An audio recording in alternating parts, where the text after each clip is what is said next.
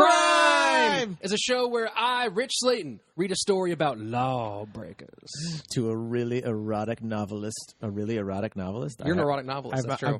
I'm really an erotic novelist? I'm just an erotic guy. You know what I mean? You're so erotic. John Shefsky, his co-host. His co-host. That is the most erotic name I've heard for a novelist before. What, a co-host or John Shefsky? Both. Oh, a co-host? That's my ghost name is John Shefsky. My real name is John Shefsky. Let's go ahead and just play the music. Let's play the music. Welcome to another episode. Today we have a fantastic guest. Oh, amazing guest. One of the best. One of the best. Dude. We said it, Jinx. That was so good. People either love or hate our Jinxes, but I don't give a fuck. I love them. Right? We don't give a fuck! There we go. Please welcome our good friend. You might have... I wanted to introduce him. No, you can introduce him. We introduce him well, together. We've all known each other for such a long time. Well, I was going to say that he was in a great movie called The Equalizer with Denzel Washington. He made that movie great. Yeah, he was the movie. It was equal before he jumped in, and then he made it even better than equal. Our good friend, Johnny Skourtis! Yeah! Yeah! I was also in another amazing short called Brian's Party. Oh, fuck yeah, you were.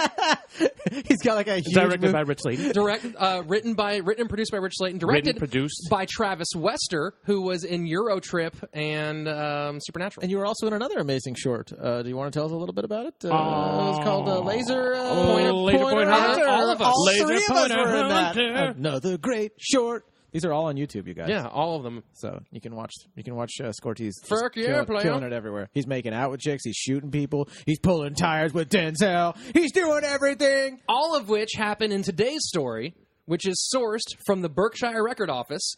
Trials of Passion by Lisa Apignasnesi. You're failing so hard at reading your an own excellent writing. book by Kay Jones that I can't say the title of because it would give away the story. Okay. And, of course, the evil robots. Evil robots at Wikipedia. Evil. Stay away from my earth and human fleshy people, evil robots. Christiana Edmunds was born on August 29th, 1829. What a bitch. Yeah. Am I right? Right out the gate, she's terrible. 1829? You bitch! What a shitty year. Oh, God. Can you imagine how much that year sucked? Sorry about the no anesthesia, lady. 1829, right? You guys want to watch football? It hasn't been invented yet. Born in Margate, England. Margate, England? Margate. Oh, my God. She was the Berkshire first... or Berkshire? Bird shit? I was born in bird shit. I was born in bird shit, Iowa. It might be Berkshire. It might be Berkshire. From the Berkshire reference. You get back to the story, you little bitch. She was the first of 5 children. Her father, William Edmonds, a respected surveyor and architect, and her had mother... great sperm. Yeah. Yes. 5 children. Anne Christiana Byrne was the daughter of a Royal Marines captain. William was quite successful in his trade, and he was commissioned to design many of the most important buildings in Margate and the surrounding areas. The family lived in a beautiful house in the nicest part of town and enjoyed a life of comfort. So you can tell right away that something's going to go wrong, and you'll be like, all right, you've been too comfortable. Until here it comes. It's even capital letters on my paper. Until she committed a murder. Until 1836, when things began to take a turn. That's generally the year that things take a turn. 1836? In the 30s, yeah. 1820s, you're like, those suck. And then 1830s, you're like, things started to take kind of a weird turn. For every story. Coming up. I'm noticing that. William had just won the contract for 2 of the city's major public enterprises, but they were immediately caught up in a citywide embezzlement scandal. While William was cleared of any wrongdoing, the damage was done.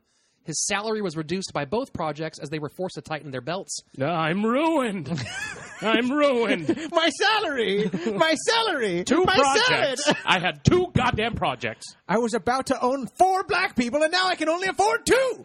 God, my life sucks. By 1842, the family had lost much of its fortune, and they were forced to sell the family home, eventually settling in Brighton. Now we have to live in our vacation home. Brighton. Ghetto, right? Brighton. That is when William Edmonds started to lose his mind. His wife would later describe his descent into madness. Quote, "He was very strange in his manner. He raved about having millions of money and attempted to knock down his medical man with a ruler." Wait, I have millions of money. Get over here. Snap, snap, snap, snap. Get back here. Get back here. Give me your palms. Give me your palms. Ow! I'll give you 7 to 15 inches.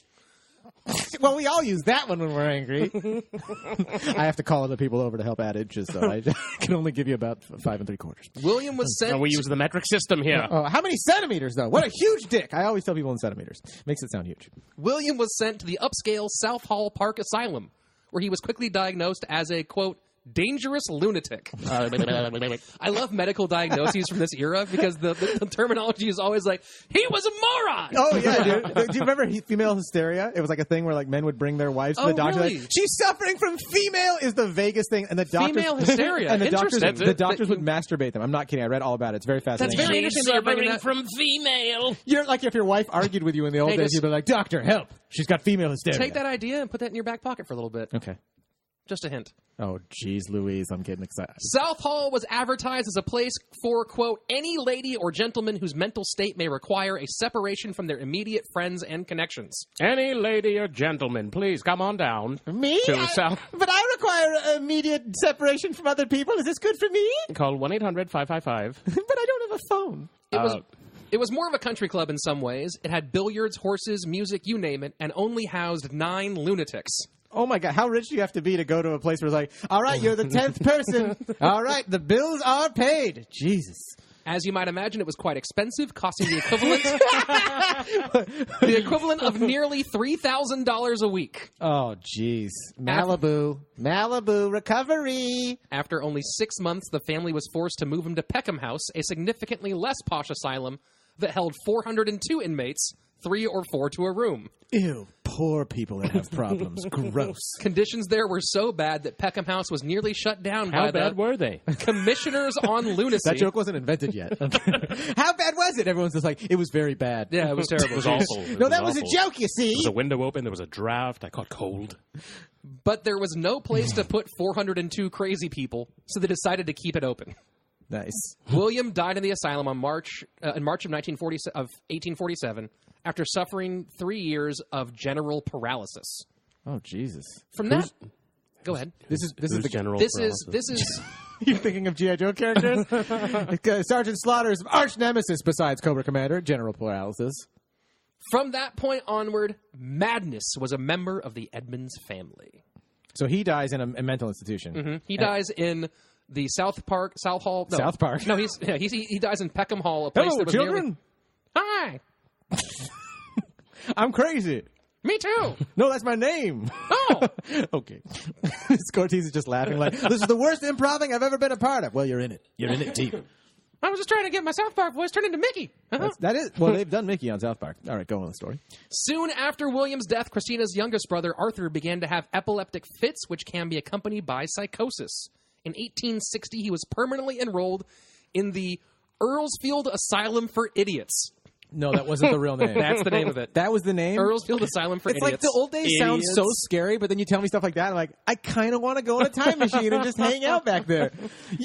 Okay, Idiots being official is just a really funny name. What happens in that building over there? Oh, that's where all the idiots are. People just throw balls in their own faces, and they bite electricity. Oh, my God, these people are genius. According to Miss Edmunds, Arthur had been an idiot from an early age, which they believed was caused by a blow to the head. Her younger sister, Louisa Agnes, tried to throw herself out of a window, but was stopped when her mother and a servant held her down. She died in 1867 at the age of 34, but there is a somewhat suspicious lack of record on how it happened. I was hoping you would say that she was stopped because the window was closed. She's an idiot. How many idiots are there in this family? Well, then she was committed to the Home for Morons. She tried jumping out the window on the first floor. She jumped out the front door. I mean, she's fucking dumb. Her brother, William, also threatened to kill himself when a family denied him permission to marry their daughter. I'll kill myself! Wait, if they can't marry their daughter? He's like, can I marry your daughter? Like, no. It's like, I'm perfect for your daughter. If you don't let me marry her, I'm going to kill myself. Trust me, I'll be a good husband. That sounds perfect. Yeah, please. Yeah. Have her vagina. Yeah, I didn't realize you were so committed to my daughter. Yes, please. Everyone was so convinced he'd do it that they changed her minds. Yes. That's the old days. Yes. That's not now. 20 pieces of silver. Women are just the and same now you as get to men. have her vagina. That's right. You sell vaginas.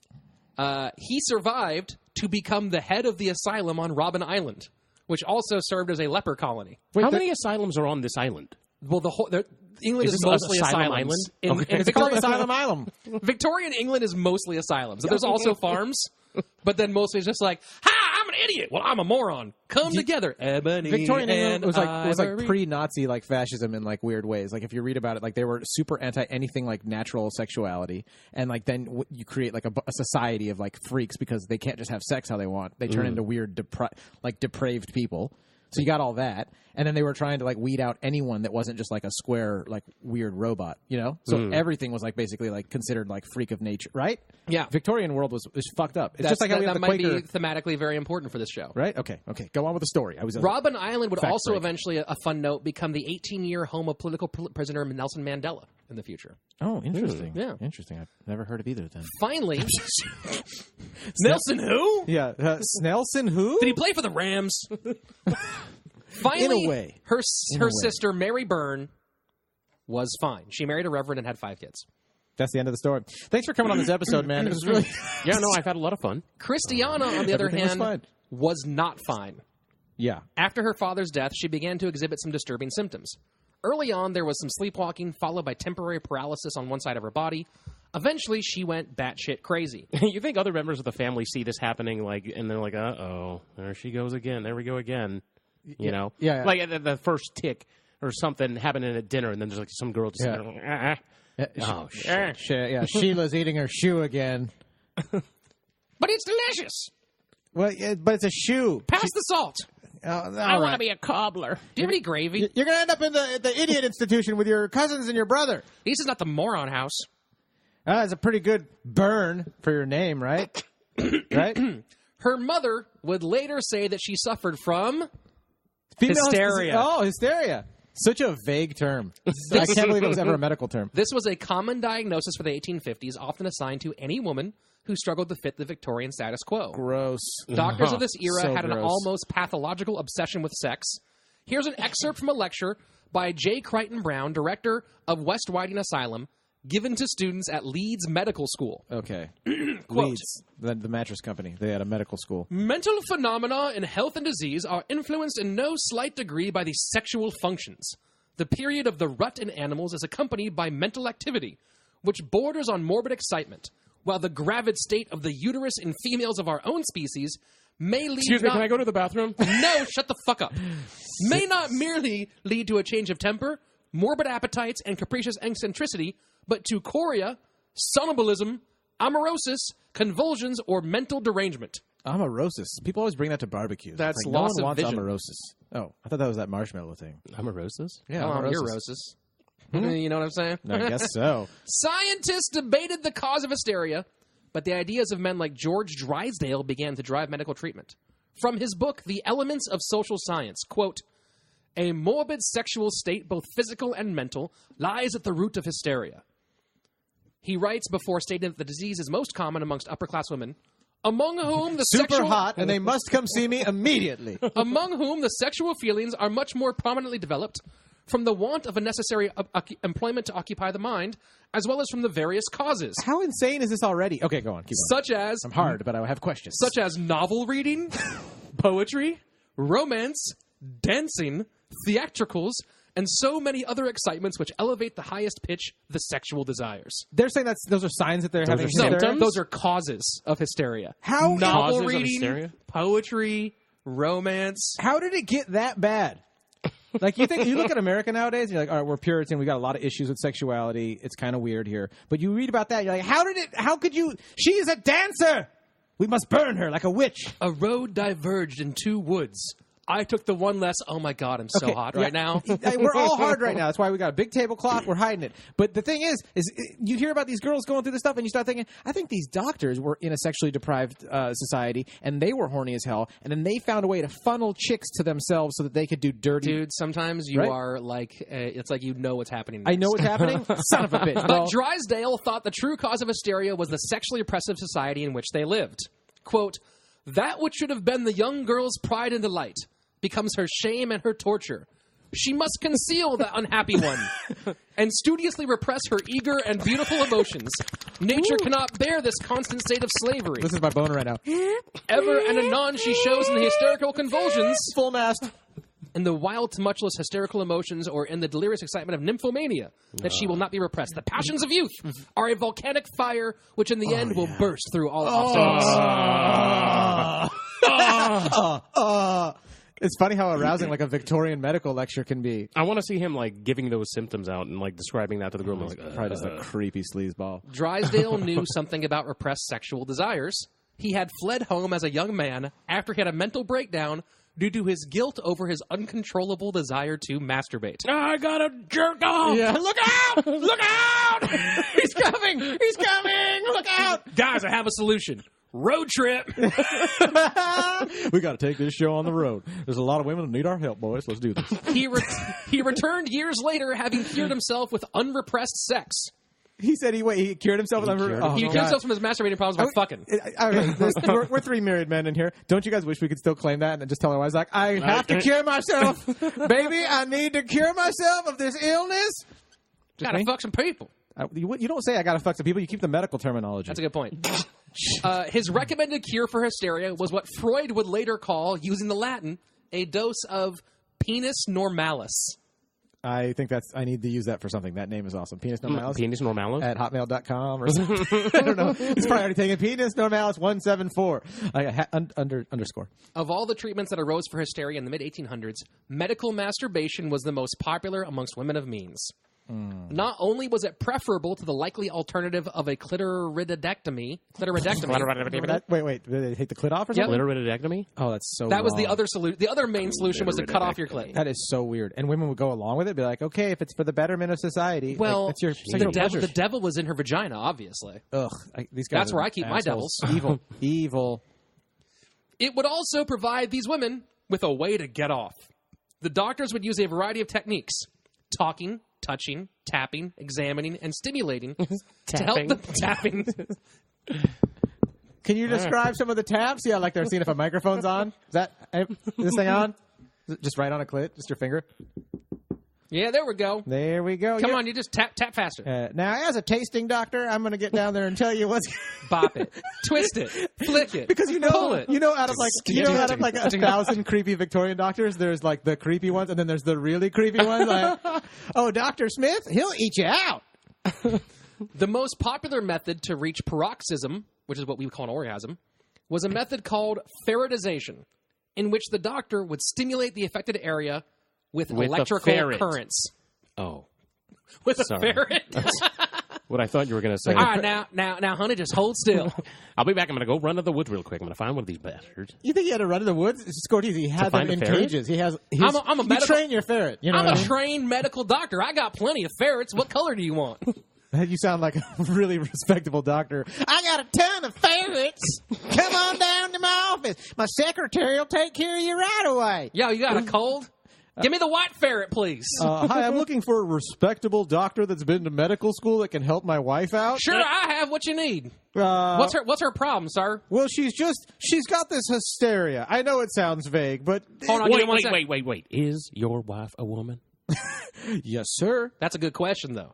That's for starters. That's a great first question. Will you see her at once? All right, Jeannie, bring in the ferrets. I need to choose. And then he leaves her. All right, honey, I'm going to leave you here with this respectable, intelligent man and his ferret. I'll pick you up in a half an hour. This does not seem like a good idea at all. None of these guys were like, hey, maybe I should just fuck my wife once in a while. Well, jeez. Yeah, or just let her masturbate. As you might imagine. I might. Many well-off Victorian women seemed to develop symptoms of hysteria and seek treatment. Oh, yeah. They're like, I don't feel... God, if we had that for us, you just go to female doctors and they jack you off. You're like, I'm not feeling so hot. They're called massage parlors. Yeah, calling in to work every day. Not feeling good. Not doing too well. Just made a doc appointment. Going to go take care of this male hysteria right now. Dude, if this was still in medical practice, like the jack-off situation... Oh, yeah. Obamacare, no problems. Everyone's like, the government pays me to get my dick rubbed? Yeah, you know what? That Obama's fine, even if he is black. They forced me to pay $80 of my own money a month, but I got to tell you, they really get the come out. For many women, especially those not yet married, this was the only meaningful physical contact they had with a man. Poor fucking people. Crazy. But as with many medical treatments, it had a common side effect. The women sometimes developed feelings for their doctors. It's called catching feelings. Jesus. What are you, 20,000 years old? In fact, the era played host to a number of famous cases involving illicit affairs between women and their doctors. Many of these stories unfolded at trial in the court for divorces and matrimonial causes. You were supposed to just make her come, not leave. She's my wife. It was not uncommon for That's good. newspapers to be filled with gossip about the deviant behavior outlined in the courtrooms. So when Christiana, still unmarried in 1869, could not overcome her hysteria, she sought treatment. I'd like to open up an amateur treatment facility right now. The crime boys in our amateur treatment facility. But we were married, so we would just have like a hole in the wall. We would just reach through it and do what we need to do. Hey, I love that you're a fan of the show, and I also understand you have a problem. Yeah. So come on in here. John, will you get the ferrets, please? You got it. I'll be right back. Yeah. Well, today's my day to fetch ferrets. Okay, you'll play doctor. Okay. We're very professional here, man. Charles Beard. What does the ferret do? Does he lick them or just tickle them or something? Run around on them? No, he bites it, obviously. Oh, he bites them on the vagina? Clearly. Oh, my God. It's better than electrocution, I think. You'd get, you'd get like probably most women would be turned off, but you'd probably get a few suicide girls as clients. Ooh, boy. Go on. Skourtis like you just talked me into this business. Right? You got a tattoo on your boob and your back? Come on in here, let the ferret bite your pussy. It'll cure all your ills. Charles Beard was a well-respected doctor from a wealthy family. Until he attended Trinity College in Cambridge before getting his medical degree. Before getting his medical degree Yes. at St. Bartholomew's Hospital in London. In 1860, he probably married his cousin. He was a member of the Royal Did you College say of he Physicians. probably married his cousin? What? Did you try to slip that in there? What? Did you say he probably married his cousin? Maybe. I might have said that. It's the record. Let the record be stated. It's just his opinions now. He probably married his cousin. He's probably a prick. All anyway. history's opinions, right? You've seen the History Channel. He Ancient served Aliens? on the staff at Sussex Colony Hospital while also building a successful practice tending to the elite of Brighton. Around 1864, Charles and his wife Emily became friends with one of his new patients, Christiana Edmunds. Three-way right now. Let's continue this medical treatment, at home with my wife and a couple of bottles of whiskey. Got a couple ferrets with big dicks. Want to chill out? That's my favorite kind of ferret. You're like, man, my ferret can't walk very well, but he can fuck. Yeah. And then they started like with male hysteria where all these guys felt incompetent and all this stuff because they were like, my ferret's got a bigger dick than me, doc. It's huge. It's a huge dick. The doc's like, let me see your ferret. He brings in like a horse. That is not a ferret. That was last episode. That was last episode, actually. And we're getting back to horse fucking. We do a lot of creepy fucking episodes lately. That's terrific. Yeah, well, you let me write the episodes. And I love you for it. Christiana, the Edmonds lived directly across from the street from the Beards, and they would socialize regularly. Well, convenient. Christiana and Emily became fairly close, often sharing tea in the evening. This might have seemed somewhat odd for today, especially since Charles was treating Christiana for hysteria and thus regularly helping her have orgasms. God, I'm so horny right now. But it was England in the 1860s, so hanging out with women who your husband diddled was not uncommon for the wives of doctors. Really? Oh, yeah, because everyone had their mistresses and their girlfriends, right? So also his job was to finger bang chicks. So if you're... it's kind of hard to imagine like a medical professional taking that seriously. Nowadays, but in those times, dude, like I could have been a doctor. Just being a guy, yeah, being like, oh yeah, this is gonna cure you. Yeah, this is gonna cure you. Yeah. It's not like there was a real medical board back then that you went to get certified at. You're like, well, they did. Well, I don't. I mean, they went to a college, but it's like, oh, for a year I poked a corpse. Now I'm a doctor. Is that how it was? I mean, like they didn't do like 7 years of medical school and 10 years of residency and all the crazy shit. They're like, how rich are you? Yeah. All right, you're a doctor. Yeah. Can you buy your own scalpel? All right. Do you get nervous when you cut people up? Good. Come on down. It's a Jack the Ripper reference. The friendship was fairly normal for a few years. Christiana would have her vagina stimulated by Charles, and then she would join the Is your Beards. husband here? I'm kind of feeling a little crazy. He's in the other room right now. Do you mind if he fingers me really quick? Sure, honey. That's what he does best. I have an appointment too. I guess we could bump me, if you know what I mean. And then she would join the Beards for some stimulating conversation. Gotta join the Beards, if you know what I'm saying. But in 1869, the relationship took a turn. 69. When Christiana began to write love letters to Charles. She wrote 2 to 3 letters a week, sometimes more. Sometimes she delivered them. That's like them. the old school texting. Like, bitch, my wife checks my phone. You up? The letter says you up. This letter was delivered at 12:30 last night. Art thou up? Art thou up? Is that how they talked in Victorian England? No, that's Renaissance. And potentially they talked that way too. I'm just fact checking right now for fun. Thither, hither. Thither me, thou thief. Thither me. Sometimes she delivered them to his home. Sometimes she handed them to him during medical visits. Sometimes while she was coming, she just said what she said in the letter. She even had some forwarded to him while he was away on business. While Charles would later deny he had done anything to encourage her romantic fascination. Except for I didn't do anything. Dude, seriously? I didn't do anything. But Charles, you Nothing. played with her. I'm a doctor. But you played with her. I didn't play anything. I was just doing my medical duties. Oh, okay. If my medical duties include pulling down her panties and playing with her clitoris to the point of orgasm, that is what... That's... I'm like your accuser What I trying do. to have a conversation with you, and I'm jacking off as you're explaining it. So what'd you do? How'd you trim her bush? This seems perfectly reasonable to me, sir. Just hot Victorian women with like just pale porcelain skin. Oh man, just a nice English fur burger. Am I right? High fives around the table. Yeah. While Charles tried to deny that anything had happened, she often referred to their intimate friendship, which is Victorian English for fuck buddy. It is not known whether they did or did not actually cross the line beyond medical finger banging, but for some reason, Charles destroyed around 20 of her letters. By the summer of 1870, Charles had enough. He told he Christiana... attributed to the letters? You know what attributing is? No. Okay, it's like I've never done this, but I read about it on the internet. It's like people they'll have a picture or something from the person or the guy that they like, you know? Like if you're a chick and you have a crush on a dude and you say he's a football player at your college and you grab his boxers, you know? Yeah. Like play with themselves on it and be like attributed to you, like if you come on something, you know? So he's taking these Victorian letters and coming on top of that wax stamp thing. I've attributed to a lot of things then. Yeah, have you really? Oh, Are you yeah. a tributer? Yeah. Do you attribute things to your tributing? Dude, I tribute all day, bruh. Man, I don't know if I ever tribute, man. I always just like, oh, that's cool. I don't even get close enough to I women have to an do extra- that. Shut up, Skourtis. You have a beautiful wife and a beautiful cock. I know you use that thing, motherfucker. I have an extra copy of my headshot if you need to tribute. That's exactly, that would be a funny episode for me. the fuck out of you. That would be we should do that for episode for, tribute. By the summer of 1870, Charles had enough. He told Christiana, quote, "This correspondence must cease. It is no good for either of us." Charles had a wife, and he implored Christiana to respect that. So, of course, Christiana said, "You're right. I respect that. I will stop now." And they lived all happily after ever. The end.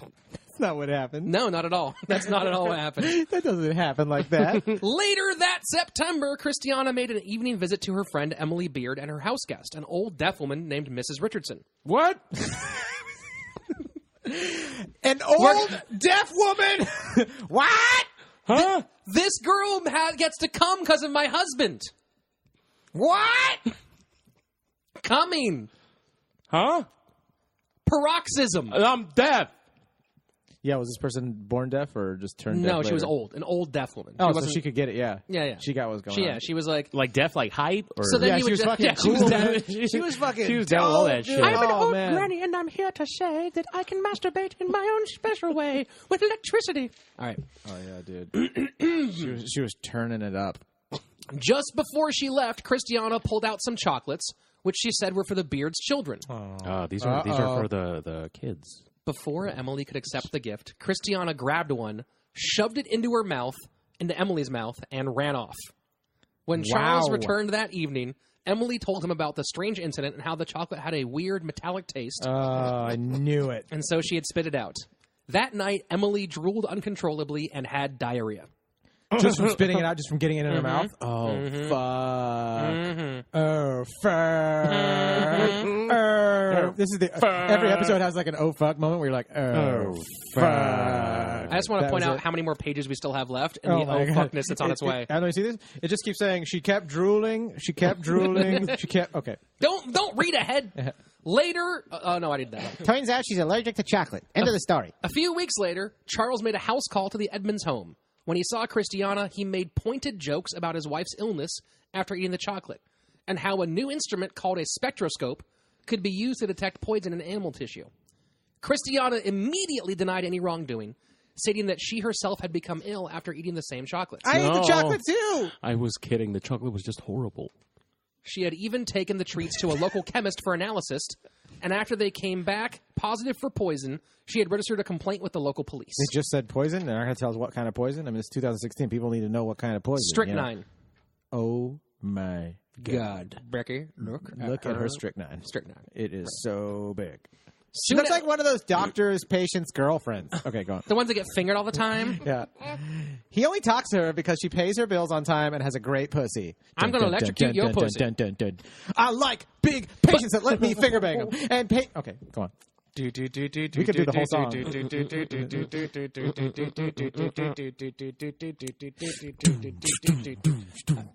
No one jumped in with the... No, because I already started with it. Laughing. It's good. Thank you. Soon after! My lawyer in the Broncos jersey has defended me. Yes, I'm a lawyer too. I was on one of those trials with the doctors, and That'd be a fucking cool sketch series, right? The Broncos fan lawyer just wearing a jersey. He's like, what? My lawyer speaks for me. Like he goes to God damn it, You're like in court with your fucking signs and your finger number one thing. Fuck! The defense rests. The defense fucking rests. Yeah, that's all they fucking do. These sons of bitches can't stop anybody. That's right. I'll drop the case like they dropped the fucking ball. Right. Soon after, Charles told Emily about the letters. How much he told her is unknown. Suffice it to say, the Beards did their best to break off the friendship. Yes, she sent me a letter once.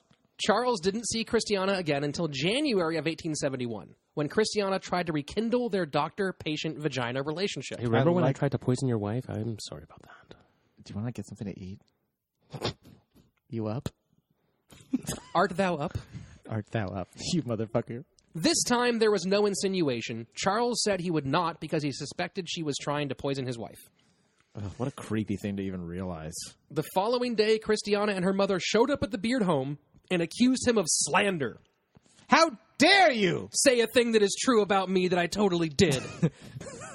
If he did not retract his accusation, they said they would sue him in court. He nervously laughed it off and sent them on their way. Food-borne illness and environmental poisoning were common in Victorian Britain. Oh, for sure, right? In 1862... Have some of this bacon. It's just been sitting out for a couple of weeks. This looks delicious. Yeah, go ahead and eat it. Yeah, it's only 4 months old. Not a big deal. How's your poop been after the bacon I gave you? Has it been regular?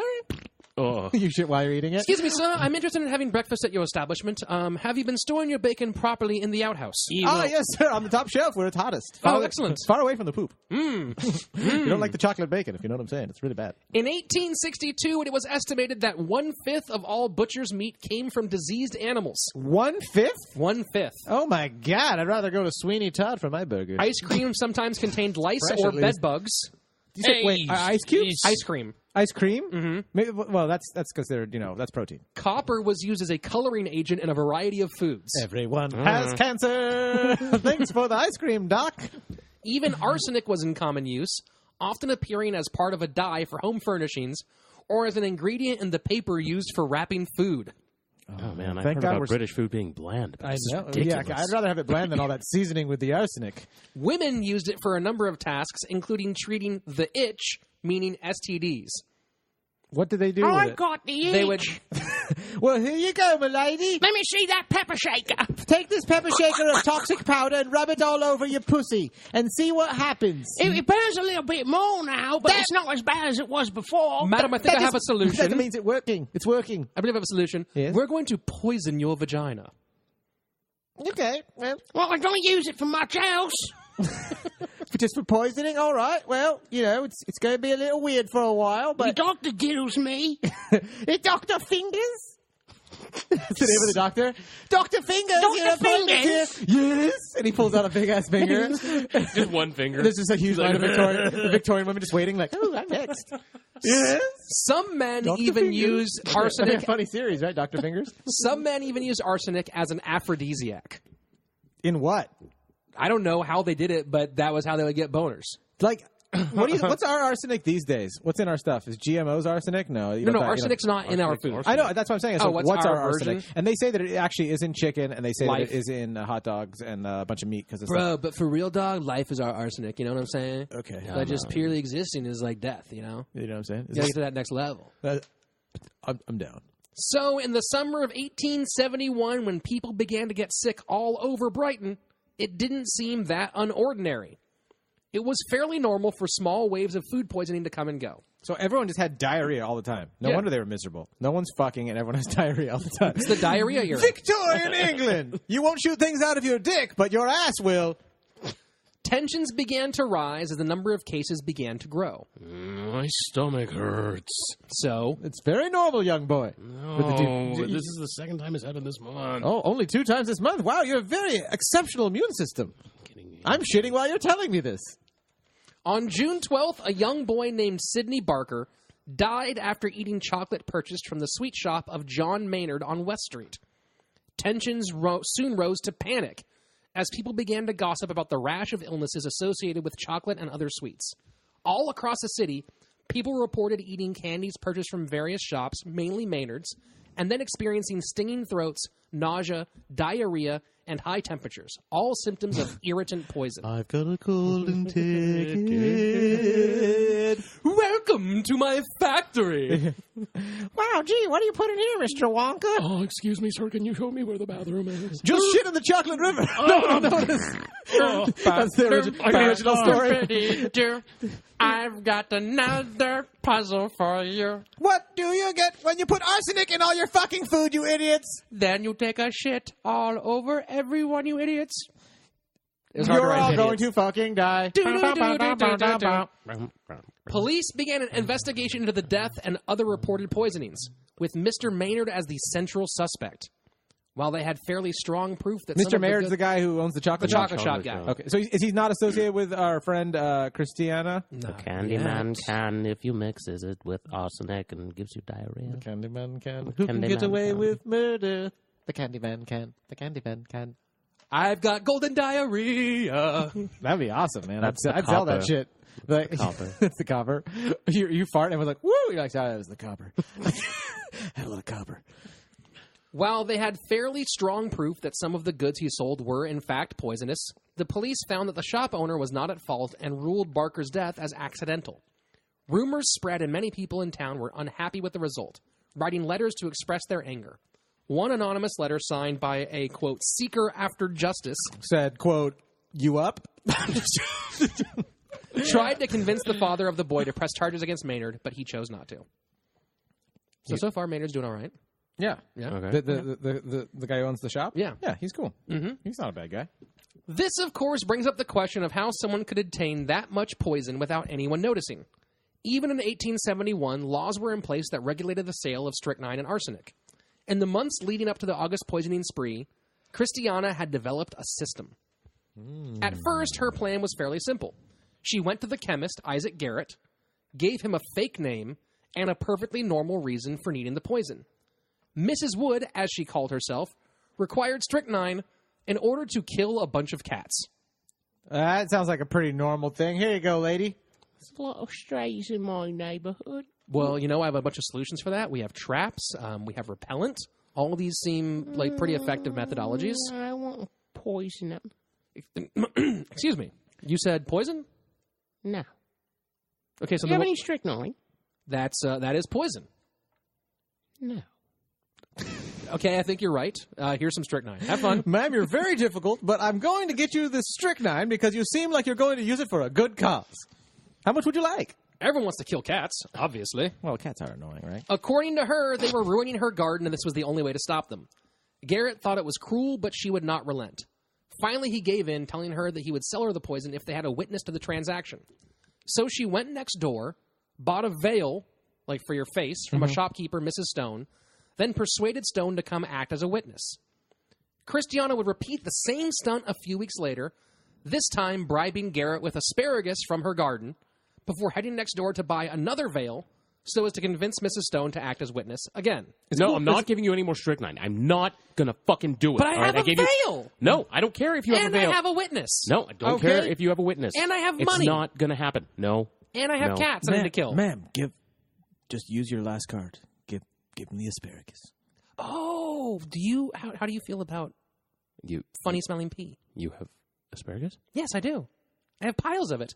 It would be more if there weren't all these cats taking out my garden. Why didn't you say something in the first place? Jesus, here, take all the strychnine you need. I also have some Brussels sprouts. Okay, let's just stick with the asparagus here, okay? No one wants Brussels sprouts. Eventually, the cat problem was no longer a viable story. So she came up with a new one. She and her husband were moving to the country and could not take their sick, elderly dog. So she's just like trying to get this fucking strychnine, and she's like, whatever I have to do to get the strychnine. She's just like, Well, she's also telling him, I need to poison a lot of animals that live in my home, that are like pets, essentially. Like, I have a pet nuts. bunny. She's fucking nuts. What? Where have you been this whole podcast.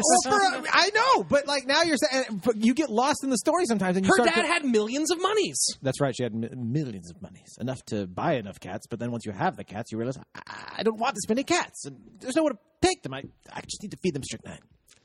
Garrett sold her more poison. Oh, really? It worked. Oh yeah. He's like, you got any more asparagus? Well, Right because this also way. she was like a high class lady. Yeah. I'm having a party. You know, she came in dressed well and was well bred and well spoken. So at that point, you're like, if she came in, she's like, well, I'd like to poison some street urchins. Well, probably that's a problem. I totally get that. So since you're rich, You're rich. This means that you get to do whatever you want. Carte blanche. After her clumsy attempt at murdering Emily Myrtling. by shoving poison down her throat in front Myrtler! You guys read 4,800 words, goddammit. No, because then you won't be able to be there for us to make fun of how you say things. That's true. Myrtler. From the top. We're doing it live. We'll do it. Fuck it. Start from the beginning. After her clumsy attempt at murdering I love the way Emily you did by that. shoving poison down her throat in front of a witness, Christiana wisened up a bit. Rather than buy it herself, she hired local 10 and 11-year-old boys to take anonymous letters to Garrett and return with the goods. Normally, a chemist would not sell poison to an anonymous person, but Christiana went the extra step and forged notes from another chemist asking for help to resupply. Oh, this seems legit. These notes are from, actual legitimate chemists. Perfect. Signed, one say? another chemist from next door, I forget who. It's interesting, too, because these chemists are asking for the same thing that this lady who's tried multiple different characters to get from me. Can I have some poison? Signed, the chemist next door, you know who I am, I forget my name. Finally, a normal chemist wants all the poison that this woman next door has been asking for a year. The first note asked for half an ounce of strychnia, which is strychnine. Yeah. Garrett we sent- figured that. Well, We're both non-college educated, intelligent people here. Garrett sent back a reply that he could only supply a dram and required a signed order. The boy returned minutes later with money and a sealed letter which read, quote, Bitch, stop trying to ask me for my strychnine! Is that what he says, Corty? If the letter said that? He just went super like 1900s black dude. Messrs. Glazer and Kemp will be quite satisfied with a dram of strychnia till their own arrives. What's a dram? A small amount. Smaller than a gram? And thank Mr. Garrett for supplying them. Their signature always being sufficient before in their business transactions.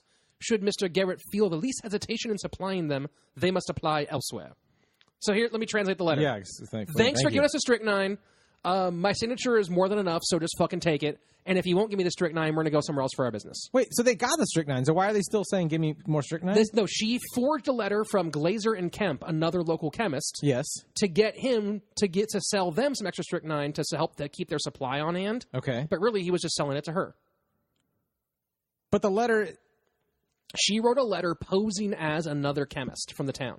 So it's like third party. She's getting it sent to somebody else, and then she's going to that person and be like, give me that strychnine. She's going back to the same guy she bought from. Okay. But she's, instead of going in herself, she's giving a letter to a child. Yes. That she forged as pretending to be somebody else. Yeah. In order to get him to sell strychnine to someone else who's supposed to have it as opposed to her. But from the letter, it sounds like she's still asking. I thought she already got it. Well, this is her getting more. Oh, she needs more. She's trying She's to stockpiling. She's trying to poison people. You can't just have like Yeah, she's cray. You can't A lot have of purely cats. a reasonable amount of poison. You have to have an unreasonable quantity. Yeah. If you're crazy, like, you'd be ridiculous to have, like, a normal person's level You don't of need that strychnine. much strychnine. You're crazy. Since he No, that's why I need that much strychnine. I'm crazy. We don't have regular amounts of anything. Look at my nail polish collection. that seems perfectly reasonable. Here Right? you go. I don't even put it on my nails. Look at my hands. Huh? Arsenic. Since he now had a letter delivered by a child, Garrett was convinced it was authentic and handed over the poison. Of course. Skourtis and I think of the same. What? How old are you? 7? No. That So- makes perfect sense. Kids So are you'd like to adorable. buy some poison, yes? Do you have a child with you? Yeah. Now I think this is legitimate. Let me get this kid a flamethrower, too. The boy immediately gave to Christiana. She took the poison home and injected it into sweets purchased from Mr. Maynard's shop. Some of them she returned to Mr. Maynard. Others she simply left sitting around town. Bitch. I get it now. Now, here's the Okay. super next level she went to that I had to take out. I actually took out from this section. She not only had hired 10-year-old boys to go and buy the poison, but she also would, to keep herself like 10 steps from this, she would hire 10-year-old boys to go buy the chocolate, bring her the chocolate, Then she would poison the chocolate and then have the 10-year-old boys deliver it back. So she was like super. She was the wire in this motherfucker. She was staying up in the towers. She was multiple levels. Multiple levels Yeah. clear of this thing. Very intelligent. Very. And then she would also just leave some around town. This is my favorite part. She would just leave chocolates around town, and people would just eat them. They're like, "Oh, well, that seems to be a perfectly normal chocolate sitting on a bench. I'll eat that now." I've done that before. Yeah, right. I do. Have you ever been to a restaurant and like someone leaves like a sushi place? And you're like, "Are you literally going to leave a whole untouched roll and you fucking go eat it?" Because I have. I've done that with pizza. Oh, dude, I do that with. Like they didn't even touch this fucking pizza. There's nothing wrong with it. That's disgusting. No, it's fucking fine. I did that with my last 3 girlfriends. A couple of weeks later, another young boy came with another note. Hey, young boy! This time from the local coroner, D. Black, asking to borrow the ledger where Garrett recorded his poison sales to help with an investigation. When he got it back an hour later, some pages had been ripped out. A few days later, Garrett received another note delivered by a boy, again signed by Messrs. Glazer and Kemp, this time asking for 2 to 3 ounces of arsenic. Garrett thought it was weird that they kept asking for poison. I think it's weird that they keep sending little boys around to do this stuff. No, they all do that. It's like that's their version of the telephone. You've seen all the mafia movies, right? Yeah, I know you have, Skourtis. They always have like kids like that are running stuff. They call them runners, right? They're doing their numbers for fucking betting. They're grabbing cash, going back. Like kids are the best ones to do it because like they're like no cops looking at the kid. Like let's get this kid. That's how I buy my guns now. The other people involved in this transaction, these adults running around here. They don't see like a little 7-year-old come in and be like, "Oh, well, it's not odd at all."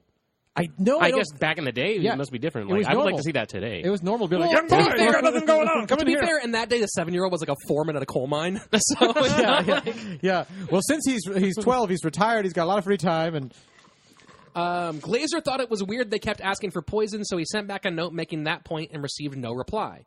The next day, he visited Glazer and Kemp and asked about the notes. They had no idea what he was talking about. So these notes you've been sending me. Have you been? Yes. What notes? Notes for all the strychnine. What have you been doing with all this strychnine? I have had 0 strychnine whatsoever. Hey, has anyone seen my notepad? I'm very confused. You've been collecting strychnine for months. No, not in the least. Kemp, have you been collecting strychnine? I have not been collecting strychnine. I gave my notepad to a little boy that came in here. Yes, the little boy you've been sending to.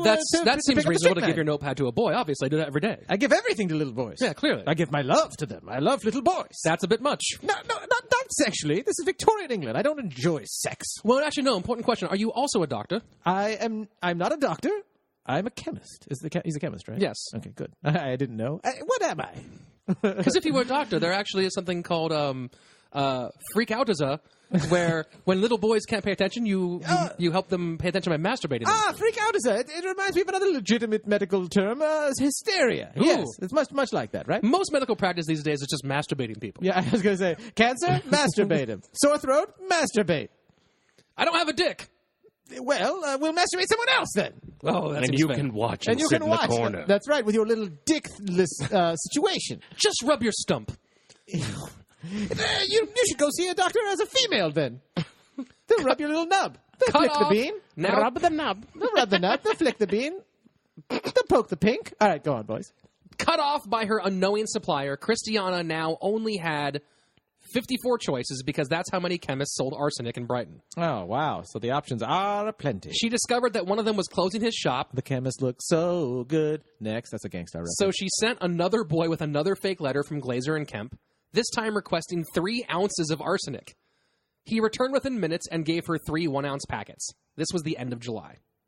So that's like enough arsenic to do whatever you need. I mean, to fuck up the universe, dude. Oh, yeah. Like, that's a pile of arsenic. Oh, it's dangerous. Okay. Yeah. On August 10th, the poisonings took an entirely different turn. White pine boxes filled with treats, preserved fruit, nuts, sweetmeats, and cakes. Sweetmeats. I don't know what that means. We both, Johnny and I both grabbed our Sweetmeats. My friend Dave and I used to say that in high school and high five like, sweet meat. And then we'd high five. Like, you want to watch The Simpsons tonight? Hell yeah. Eat some nachos? Hell yeah. Sweet meat. And then we'd high five. Come to Dr. Buttkiss's House of Sweetmeats. Dr. Buttkiss's House of Sweetmeats. Sweetmeats. Those meats are sweet. Are those teriyaki? Can I ask what the sweetmeats were? No idea what those are. Okay, because that could be like a name for something that's not actually meat, or it could be meats that are sweet. Sweet and sour sauce? Some of the recipients of Panda these... Express, Victorian Panda Express. Some of the recipients of these boxes included William Curtis, owner of the local newspaper, the Brighton Gazette, Mr. G. Tatham, a local justice, Isaac Garrett, the chemist, and, of course, Charles and Emily Beard. Each box was accompanied by a note. Quote, "A few homemade cakes for the children. Those done up are flavored on purpose for yourself to enjoy. You will guess who this is from. I can't mystify you, I fear. I hope this will arrive in time for you tonight while the eatables are fresh." The notes were, of course, from Christiana Edmunds. Yeah, of course.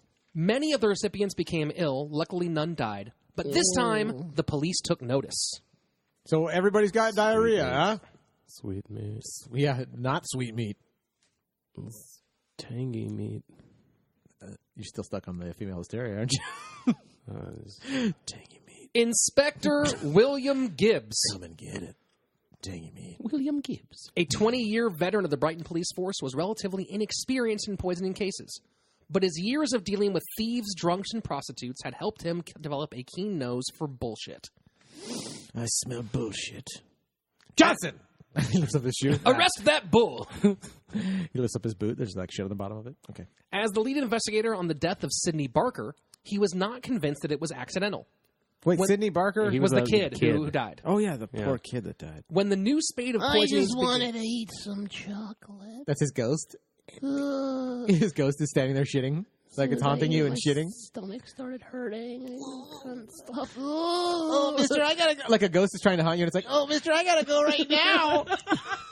God, this fucking ghost. I can't get 3 miles without this ghost. I need to go to the bathroom again. Yeah, you're like calling an exorcist and a priest like, the ghost, he has the runs as well. There's ghost shit on everything. But you can't see it, so no one believes you. But you're like, you can't smell the ghost shit? Oh, mister, the chocolates are so bad. I'm gonna haunt the. Oh, wait a minute. When the new spate of poisonings began, Gibbs jumped at the chance to find the culprit. He had already encountered Christiana during the Barker investigation. How nervous do you think he was that it was like a poisoning case? Like, I don't know anything about poison, but I really want this case. Are you sure they're not all hookers? It's like it's like your first time when someone's like, can you headline the show? And you're like, yeah. And in your head, you're like, I think I have 25 minutes. What did I do? What did I get myself into? That's probably how I felt about the poison. Like, sure, I'll find the poisoner. Inside his head, William like, Gibbs. I don't know what poison is. I don't really know a lot. William Gibbs began doing crowd work to cover the time. That's right. He made a 5-minute bit at the end of his set where he sells his T-shirts, and and then he had one of his friends co-headline. Okay. When a London forensic scientist determined the cause of Barker's death as strychnine, The price is wrong. he had organized the inquest into John Maynard and called on her to give evidence. John Mayer? John Maynard. I know. I knew. I John. heard. Fucking fuck. This, of course, being when she faked illness. Your body is a poisonous wonderland. That's John Mayer, right? yeah. Or is that Dave Matthews? I think Body's a so. wonderland. Your body is a poison vag. Yeah. Okay. You had to go vag. You're so. Well, that's what this whole thing is about. This whole story is about vaginas specifically. I think someone else has a little bit of hysteria.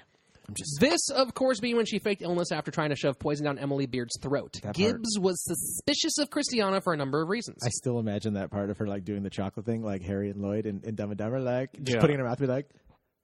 Like drinking your coffee while the description was that it was violently. Like she violently, she just suddenly she was like, "Okay, I'm about to leave now. Eat this fucking chocolate." What the fuck? What the fuck? Okay, we It's really, really good. Isn't that how you give people chocolate in your family? That's how we do it. We yell at you and then shove it in your mouth. This nougat tastes like batteries. Snap. What is that thing with Twix? Need a break or something like that? Okay, go on. Kit Kat. Give me a break. But then what's the Twix one?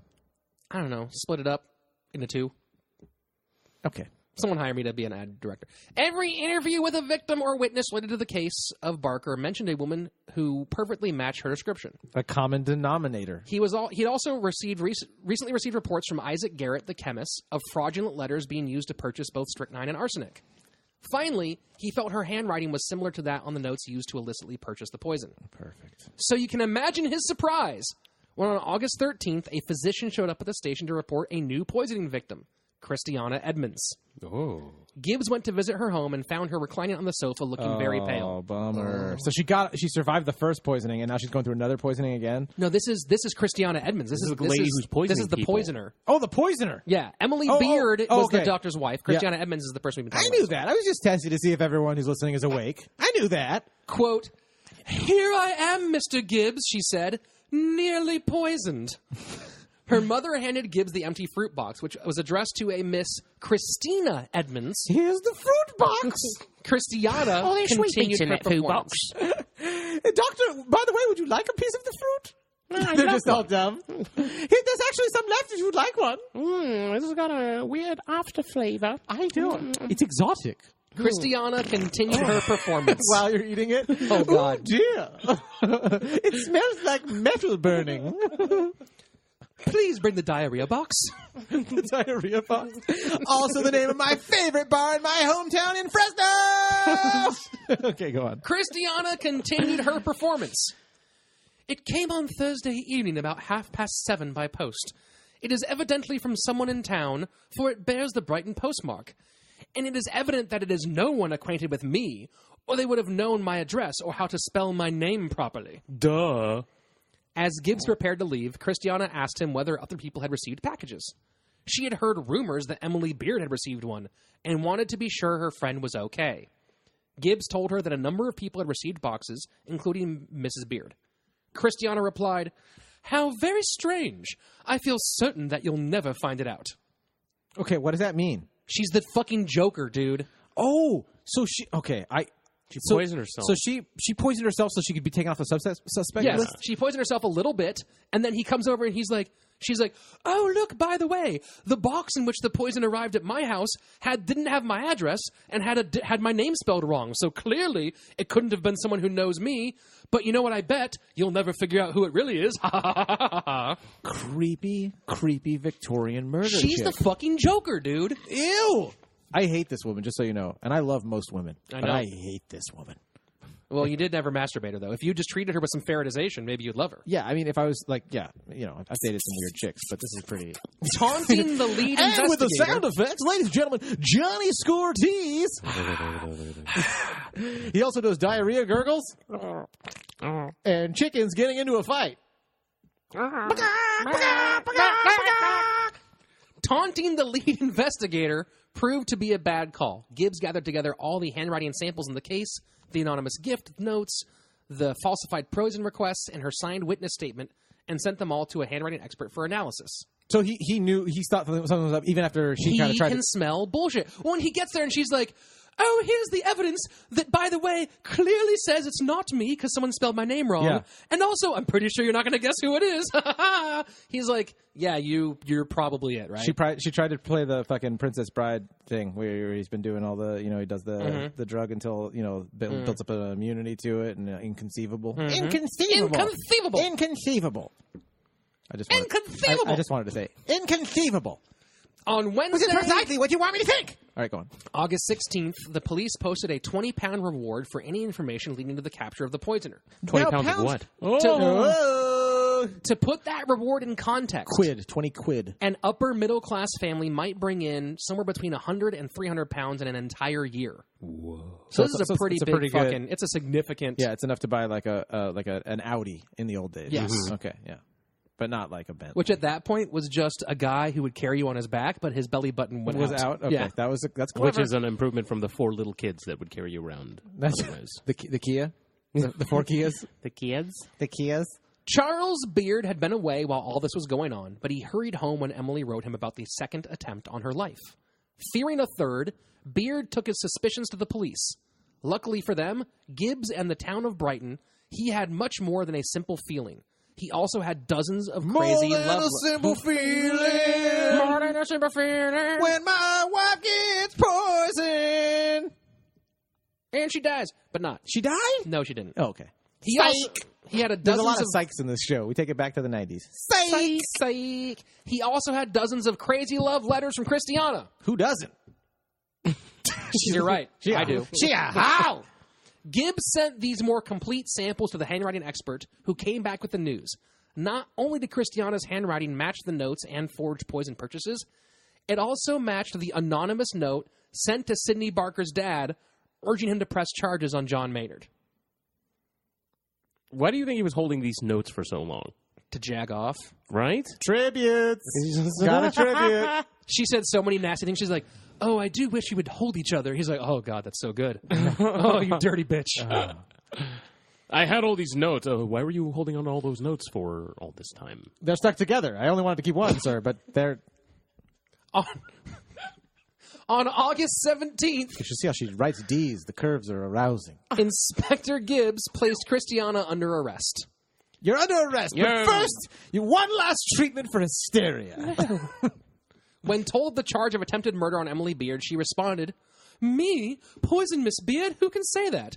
I have nearly been poisoned myself." Oh, God, she's still going that. Yeah. Tell it to the judge. Tell it to the judge. It's a New York cop from the 1950s. Yeah.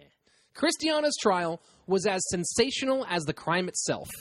Brighton was a busy tourist town, and the trial of the Borgia of Brighton was the only thing anyone could talk about. What's a Borgia? Like, the Borgias from, like, Showtime? Renaissance Italian. No. They're a bunch of assholes who kill people to maintain power. Oh, okay. Yeah. Prick fucks. Prick fucks. Fuck pricks. Skourtis coined it right here. Say you heard it here. Prick fucks. The Brighton Gazette was filled with coverage. 2 syllables. Probably in part because Christiana had tried to words. poison the publisher. Prick fucks. Prick fucks. All right. Prick fucks. Prick fucks. It's fun. And Skourtis said it like in a way that... Prick. Prick fucks. Fuck. Prick fuck. The preliminary hearing began on August 24th in a courtroom packed with wealthy women, excited to have a front row seat to the juiciest show of the year. Oh, that was their reality TV? Like their husbands are at work and they're like, okay, I'm going to go see the Desperate Housewives of Brixton. Mm-hmm. Oh, yeah, okay. One of them's a moiterer. Moiterer? Yeah, he's a real prick. She's a real prick fuck. Prick fuck. Can I just have my bok choy? I really need to go. You Fuck are prick. so racist. That's a quote from an actual clip from Vietnamese news.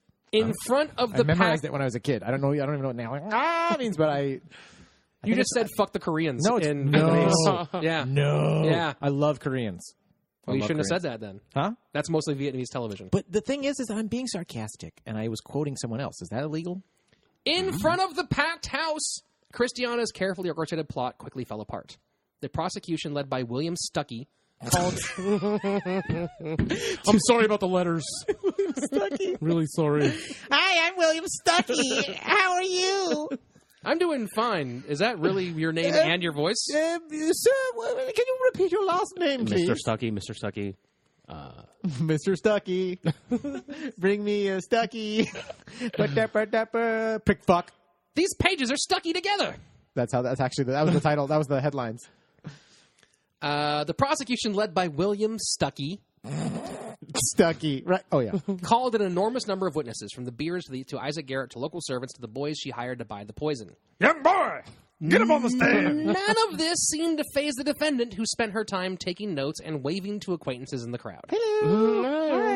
Hi. I'm going to get off. Don't make eye contact. She's so fucking I'm annoying. going to get off again. She's so annoying. I'm getting off all the time. If you make eye contact, she'll just keep coming over. It's really fucking obnoxious. I get off in court. I get off in my doctor's appointments. I'm getting off.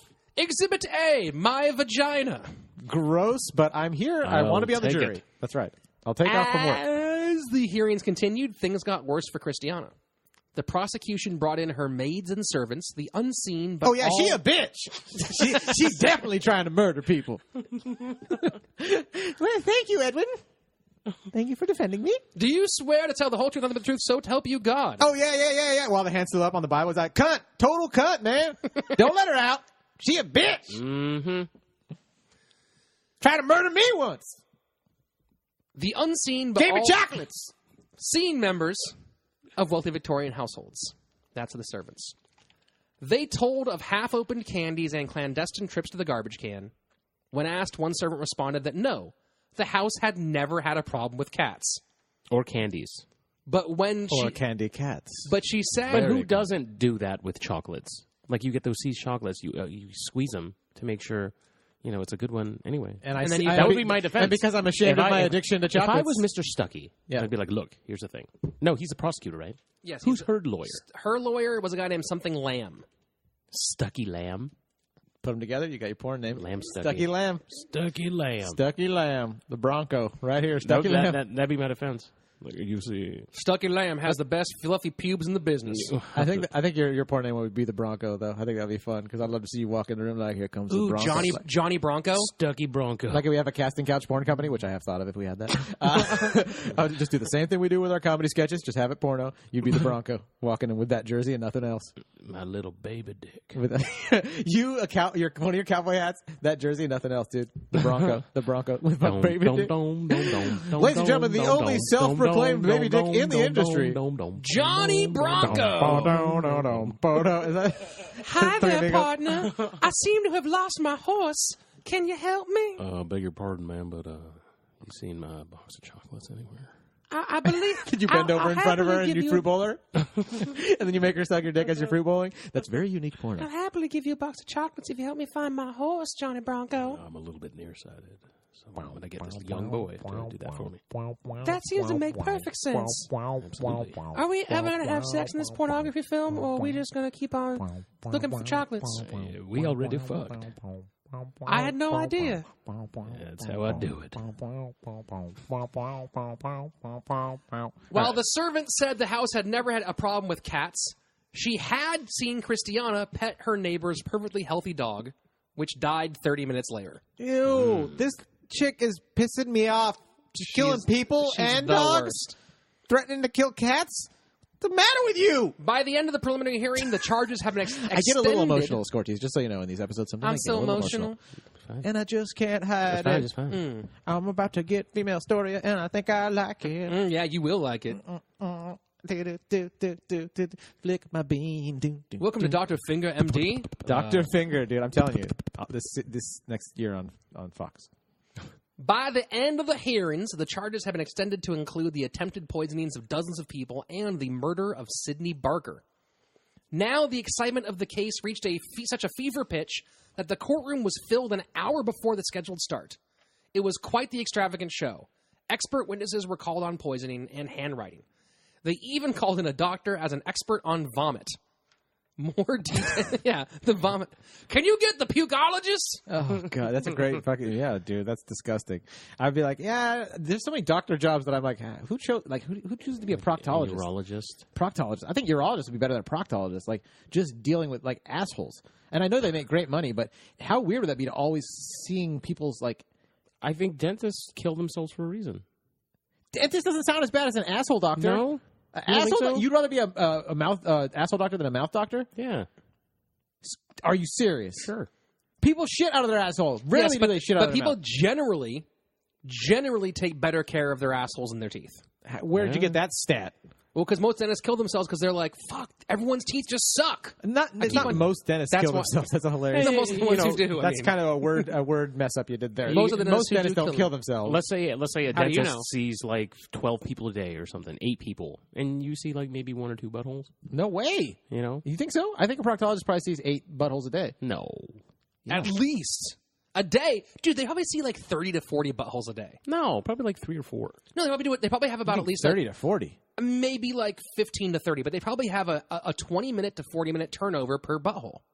No. Turnover, that's pretty interesting. I mean, think about it. If I was a proctologist, I would cut it back. But like, I don't have time today. Yeah. Like 2 or 3. I'm on a 6 asshole And, maximum, what you done? but I spent a lot of quality time Or with like your booty. dentist. Every time I go to a dentist, there's like 7 people in there I've waiting. been putting stuff in these buttholes all day. I need to take a break. I'm going to go play golf. I actually, yeah. I only put things in holes. That's my entire life. Yeah, just like, yeah, totally. Fucking... Next, I'm going to play beanbags. You know where you throw the... Oh, yeah, through the hole. Yeah. Also Totally. called cornhole, by the way, is the name for that game. I'm going on vacation to the Great White North. I'm going to go ice fishing. Mm-hmm. That's right. And I like to go Chuck E. Cheese and play that one game where you throw the wooden ball over that thing and make I it love into going a to hole. Pier 34 where I get to put my face through the hole so I can be a different person.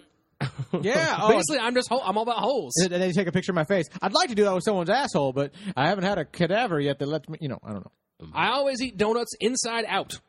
That's really gross. I love doing laundry because I like reaching in there and grabbing my stuff out of the laundry machine.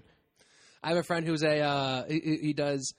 he works at a very volatile emergency room here in Los Angeles. Mm-hmm. And he will just text me pictures of weird shit every once in a while. Oh, God, morbid. And he can't handle it. He and my uncle, who also both work in emergency rooms. Yeah. They would say that somewhere between 10 and 40% on any given day of shit they deal with is people with stuff up their asses. Really? Wow. It's like a huge proportion of what they deal with. It's like a huge problem? People just getting stuff lost up their asses all the time. We need like a hashtag for that. Well, because once it assholes matter. Once it gets past the sphincter, your ass will just go, it's like a black hole. Pun intended. It'll just suck it all the way in. Next thing you know, you're like, where'd my micro machine go? Oh, it's so jagged, too, huh? One of the micro machines. Yeah, I love micro machines. People find some weird shit in their asses. Why is sticking things in your ass, I mean... there's so many things that are just that you could buy that are safe to stick in your ass. Like that's why those dildos have that thing at the bottom, like the base, Yeah. so you can't like lose it in there. So yeah, it's like one of those like ponytails that someone shoves in their ass, and those then are it like hilarious, Oh, dude. man. There is so I've much never funny things to seen stick that. in your tush, dude. It's so funny. Yep. So you're getting pictures of that every day, and it's not corrupting you and turning you into a weirdo. Of course it is. You've been my friend for a while. Your wife's just like, well, it has affected him a little bit. I can't let people look through my They have phone. a curio cabinet, like these are interesting little sculptures, and it's all just like Is anal. that a anal GIF? stuff. Is that a GIF? What is that? Well, people will look through my phone. I'm like, oh, look at these pictures or whatever, and there's every like, I'd say that somewhere between 1% and 4% of the pictures on my phone are various dick pics, Yeah. which I just keep my phone as ammo. Because if someone sends me a dick pic, I have to have one immediately ready to go back. Not my own dick. Do you guys but want to like, see one of my latest dick pics? Sure. It's pretty funny. Yeah, what do you got? I'll get it for you. Actually, go on with the show, and then I'll show you in a minute. It's fucking great. I'm proud of it because it's not a like look at my huge dick. It's like a fun. It's like a fun gift. I have one that's like it's like a link to something, so it'll be like, oh, check this out, like Kobe Bryant scored 40 points, and then they'll click on it. Is it meat spin? That's like what Angela and I used to fucking show. Angela would have a picture of his dick on his phone and be like, "Hey, you guys want to see a picture of Mike Dunphy's baby?" And then we would just. Yeah, Earl Skinkle's headshot. Did you guys do that one too? Yeah, Earl's like, hey, let me check out my headshot. And then it's just a picture of him with his dick hanging Does Earl out. have a huge dick? Yeah. He seems like he'd have a huge dick. Yeah, I'm surprised he can walk straight. But really? That's why he works out so much. He's got a Jamar dick or what? Well, he's a hanger. He's a deep Oh, hanger. wow. Yeah. A deep hanger. That's why he works out, so he can have enough back strength to support that giant hog. Earl's got a huge penis, dude. Let's see, where were we? Oh, yeah, the vomit expert. I'm in the room with all these guys with their big dicks. Makes me feel like I'm in Looks the right like room. someone's been eating chocolate. Is this the diarrhea chocolate? Let's see. The trial grew so big that they were forced to transfer proceedings to the Old Bailey, the famous criminal court in London. Bailey's. Right next to While this. awaiting trial, she was transferred to Lewes County Prison, where she immediately began to complain about the conditions. She objected. The chocolates suck! Let me bring my own chocolates in here. Also, would any of you like some? Also, leave the doors open while you eat them. yeah. Guys. She objected to sharing a room with another woman. She had been denied her velvet dresses and fur coats. Yeah, you don't need those here. She had been forced to go to chapel without a bonnet or her sealskin jacket. Ew, gross. She demanded to see the local magistrates, then the governor of the prison, then an alderman, even the local sheriff. They all told her the same thing. Fuck off, bitch! Yeah, that's basically it. But she had one letter that she received. It said, "You up?" The trial began in January of 1872, and the prosecution echoed the one in Brighton, a parade of witnesses who pieced together the puzzle showing that Christiana was guilty of poisoning Sidney Barker and many others. As the case looked dire and the death penalty appeared more and more likely, her defense went for the Hail Mary and pled insanity. Wow! And we actually one of the cases that we did on the show was the origination of that pleading, right? Well, no, that one is which is going to be one of our secret episodes. Okay. That one was the first time temporary insanity was used in temporary court insanity. in the U.S. Okay, temporary Yeah. insanity. What a convenient. This was a good move, as doctors of the time believed madness to be hereditary. Oh. Given the fates of her father and siblings, there was a strong case to be made that she was similarly insane. The governor of the jail also testified that she was of unsound mind, especially since she would burst out laughing whenever someone at the prison brought up her case. Sorry. I thought Skourtis was actually laughing, but he was actually doing he was in character. Then there was her age, That was a character. 42. Ew! The right? exact same age her father had been when he lost his mind. Isn't that Kobe's number? All my monies. Now, All also, my money's my two businesses gone. as a side note, they also believed that sometimes basically the uterus and vaginas were the cause of every problem. Yeah. So they also believed still that true. menopause would make you turn into a crazy person too. Basically, like, anytime your vagina says hi, it's like, hello, and you're like, oh, crazy bitch. What a weird write-off. Yeah. Christiana did not approve of this strategy, saying she would rather be convicted than to be found insane. But her attempts to convince the court of her sanity only made her appear more crazy. I'm crazy. I'm totally. She planned that shit though. She planned that shit out. Anyone in this room, any one of the three of us could go to court for something and be like, I'm just gonna fucking start blurting stuff out in the courtroom. I'm gonna poop in my pants. I'm gonna throw my shoe at the judge, and they'll be like, obviously he's crazy, right? Would that work? It's getting hard. Insanity is a pretty hard one to prove. Oh, okay. That's one of the more. It's like one of the more challenging pleas. I don't know. I'm no William Stuckey. No, you aren't. No, you certainly aren't. Stucky fucky. The legal definition for sanity was the ability to distinguish right from wrong. I just can't get it out sometimes. It sounds like someone else is a little insane over here. So an examiner asked her if, quote, she thought it wrong for a person to destroy the life of another because she believed the husband... Did you just say another? Yes. She believed the husband of that person wished to get rid of her. She took a little too long to consider it before answering unconvincingly. Yes? Hey, do you think it's wrong to murder people?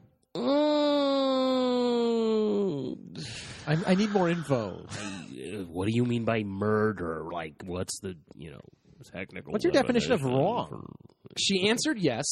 She then jumped to her feet, shouting that she could remember the question she was just asked, and that proved she was sane.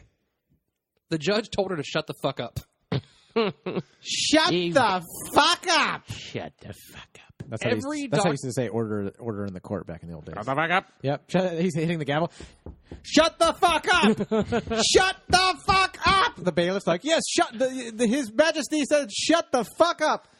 Every doctor called had the same conclusion. She was a lunatic.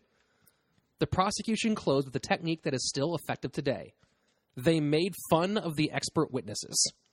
Their goal was to make the jury question the validity of the insanity plea by dismissing the science as gobbledygook.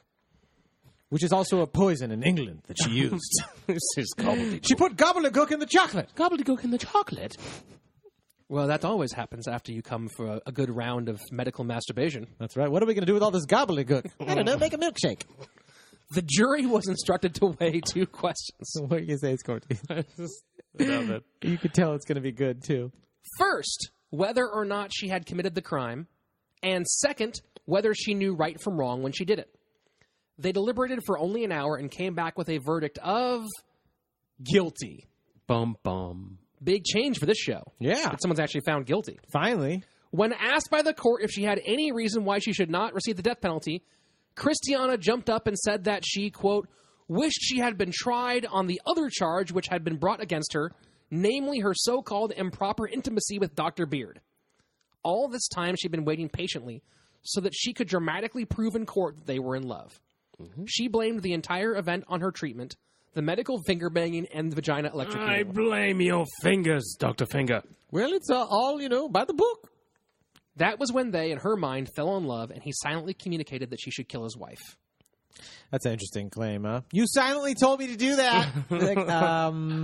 Well, but that's the crazy part about this. She was super cool. Like, a lot of reports about how cool she was throughout the entire trial, just being like, oh, let's take some notes, and I'll look over here, wave to you. Yeah. And the only time she ever broke her cool was when Charles Beard came in to testify once. They reported that she started breathing heavily and her face got really red. She started fingering. She's like, I think I need a treatment right now, doctor. Shut the fuck up! So she Shut got the fuck up! So she got super pissed. I was waiting for... I thought I was going to get told to shut the fuck up one more time. No. She got super pissed off because they never let her go and talk about, because of Victorian propriety, they pretty much never brought up this whole relationship thing in court. They'd shifted it over to the murder of Sidney Barker and the general poisoning, not so much the Emily Beard shit, in order to sort of protect the reputation of the proper people who are the Beards. I just got to tell you, beard shit is a funny term as well. Beard shit? Beard shit? So she was just furious. She was like, no, we were going to talk about how he and I were in love, and I was going to prove to everybody about this sensational thing that he fucked me and fingered me, and then we loved each other. And then that didn't happen, and she went apeshit. I wonder if he did fuck her. I wonder how many of those doctors had just regular, straight-up squirt, intercourse. Well, penis normalis, sir. Penis minimus. The court then sentenced her to... He suffers from penis minimus. What's that mean? If you don't know, bitch, you can't afford it. The court then sentenced her to death. Wow. But she had one last card to play. She claimed she was pregnant. You can't kill my unborn child. He deserves to grow up and be a big, strong boy and eat all the chocolate that he wants. They sent for a doctor, but he had no stethoscope. So they sent for a stethoscope, and the messenger returned with a telescope. No. Yeah. No. Yeah. Oh, sorry. It's like a stoner. It's me working there. Oh, fuck. Sorry, man. I can't go back. My knee hurts, but, I'll get it tomorrow. This is not what we needed at all, sir. And then he pulls out some mouthwash. I thought you did scope. You send me to the store to get fucking scope. No? Look, guys, bro, I hate you guys. Fascist. I quit. Look, I know you can't hear anything. Every job. I know you can't hear anything with this thing, but here's a great idea, right? Just put it up there because you can see super far with the telescope, and just see if you can see like the baby or whatever. That is so gross. Future. That's so gross. How many light years away is that baby? Finally, they That's a got telescope? all the right equipment, and the doctor determined that there was no baby. She would be put to death. Oh, looks like someone tried to lie again. But Whoa. the judge disagreed with the verdict. Shut the fuck up! Oh, yeah. Shut the fuck up! Order! Shut the fuck up! His honor has spoken. Shut the fuck up. Please rise and shut the fuck up for Judge Judy. The judge disagreed with the verdict and wrote to the Home Secretary detailing Christiana Edmunds' spiral into lunacy. Over the next few weeks, the Home Secretary received tons of letters asking for her sentence to be commuted. An examination by a group of respected insanity doctors led to the determination that she was of unsound mind. Now, as a quick note, even Charles and Emily Beard signed a letter being like, dude, don't kill her. I know she tried to Really? Yeah, because they were like, she's just fucking nuts. Don't kill Well, so her. then what are they going to do with her? Like, keep her in jail or Her release death her? sentence Keep was fingering immediately her. commuted, Oh, okay. and she was sent to Broadmoor Criminal Lunatic Asylum. Broadmoor, huh? Sounds Criminal kind of like a Lunatic Asylum. sexist name right there. She's the fucking Joker, dude. They sent her to Arkham. They sent her to fucking Arkham. Sitting there playing cards with Killer Croc now.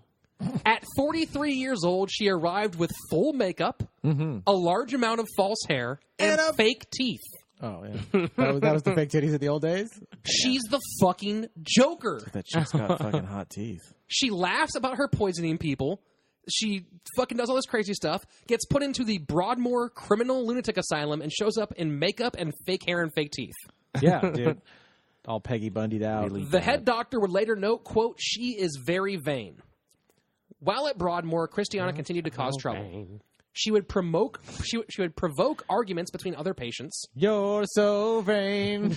You probably think this chocolate poison is for you. Oh, chocolates. She would pass secret notes and hide contraband in her room. But she enjoyed a fairly decent life.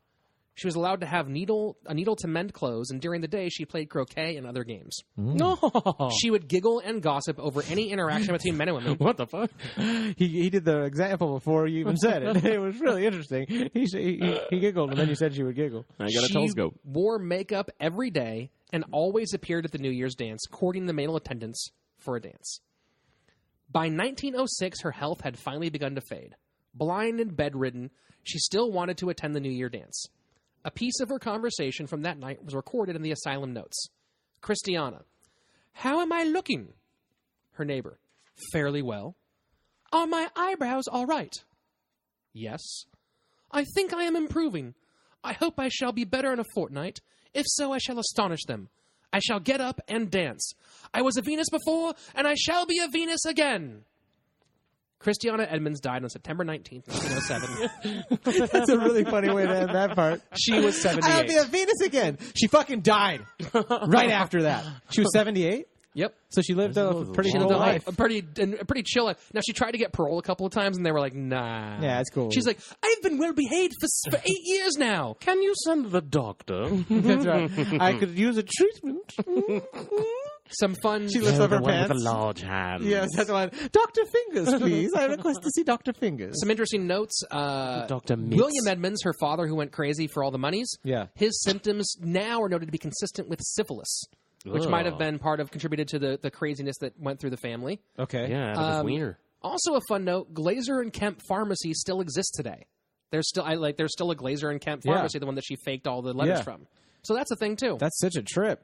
Yeah, that's great. That's a great story, dude. Thank you. Seriously, that was awesome. Yeah, I mean, I invented it. It never happened. No, it's all true. This is great. It's all true. And I do want to plug those books. Oh yeah, plug the Because books. there's two great books. One of them, The Trials of Passion by Elisa Appignanesi, and Appignanesi. We'll be doing a couple more stories probably that are covered in that book. And then the book about Kay Jones, I think, was called The Chocolate Cream Killer, which I couldn't put that. Oh man, you guys gotta hit that place up. The chocolate cream is killer. Yeah, it is. Mm-hmm. So that's the story of Christiana That's Edmunds. great. That's why you shouldn't finger people in a doctor's office. Never. I don't know if that's going to convince people not to finger anyone. I think what it's going to do is convince people to be careful when they're eating chocolates and know who your mistresses are. I'm trying to find a doctor that would do that to me right now. Skourtis wants to get his butthole fingered. Like, doctor, I'm suffering from something very peculiar. It's called female hysteria. They're like, but you're a man. And you just bend over and pull your pants down. Please. See how crazy I am? Hey, man. Masturbating my vagina. I'm a doctor, John. Not a big deal. What's your problem? I'm crazy. John, And I get the need to be jerked off. Shefsky, go get the ferrets. That's the title of my memoir. Go get the ferrets. Get the ferrets. Thank you so much for doing this. Thank you motherfucking for having show, me. dude. Yeah, Oh, where dude. can people find you? On Twitter and the internet at Johnny Skourtis. Skourtis. Skourtis.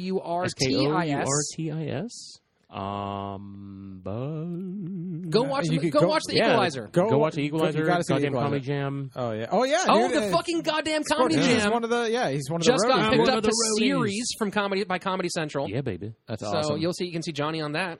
Skourtis on Comedy Central. Hell yeah. Hell motherfucking yeah. If you want to contact the show, our social media on Instagram and Twitter is @CrimePod.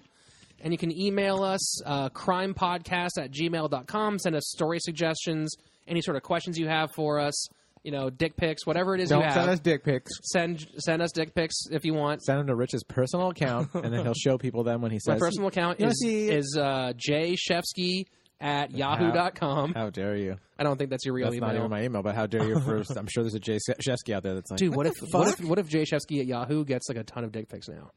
I mean, I don't know him, but he probably will find me. He'll be like, Dude, I think I'm getting seriously. your emails, bruh. Bruh. Assuming that's how Jay Shefsky talks. That's our show, guys. Yeah, guys, thanks for listening. Thank you so much. Skourtis, thanks for being here. You're awesome. Thank you. Bye, robot. Bye, Robot. Peace out, people.